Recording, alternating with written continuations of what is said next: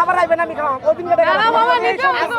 আজকে আমি টাকা দিলাম 1000 টাকা তো 1000 টাকা দিলাম না নাইলে তো আসতে পারবো না, আজকে নিলে এর পরের বার আসতে পারবো।